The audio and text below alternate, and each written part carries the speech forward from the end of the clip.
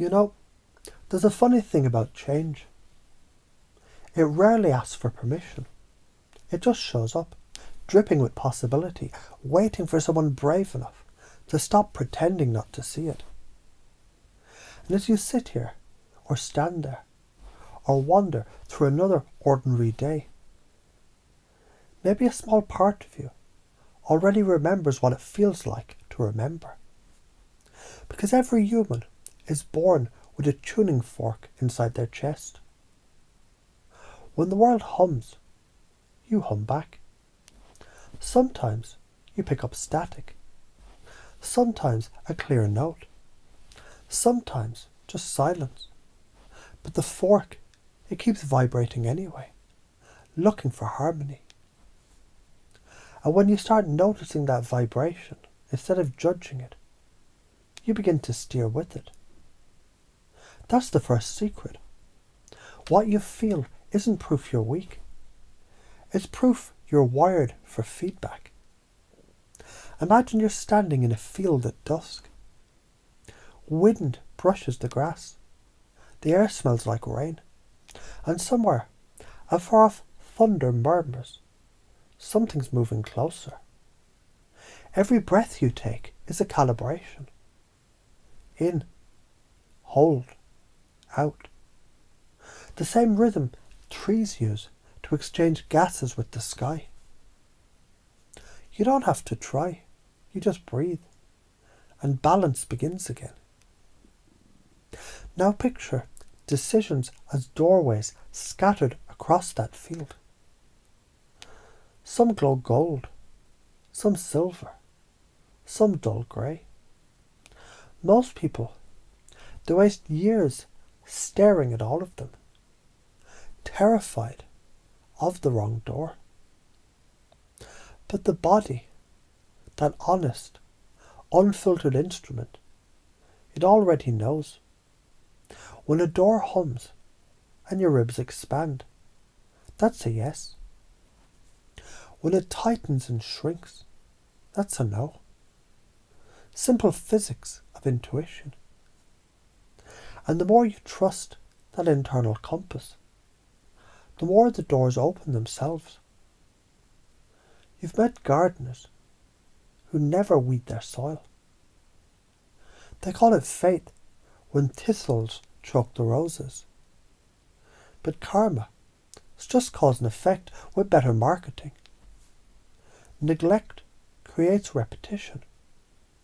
Attention creates evolution. Every time you tend one thought, one breath, one conversation with care, you change the compost of your future. Somewhere down the road, and you can imagine this vividly, there's a version of you who did this practice. That one stands easier, laughs louder, stops apologizing for existing. That one became the eye in the storm, while others still chase clouds. And the path from here to there, it isn't a logical heroic leap. It's thousands of small breaths, one boundary at a time. One return to me, whispered whenever the world gets too loud. You can smile now because you already know the mechanics. You've been running them unconsciously. Every time you sensed a vibe before words were spoken, you were channeling. Every time you paused, breathed, and chose a kinder response, you were regulating. Every time you noticed the pattern and decided to change it, you were recalibrating. The secret tricks of masters, it's not mystical. It's repetition until grace looks like instinct. And there's a kind of karmic humour in all this. Because if you ignore the tuning, life just keeps handing you noisier lessons until you finally pick up the instrument again.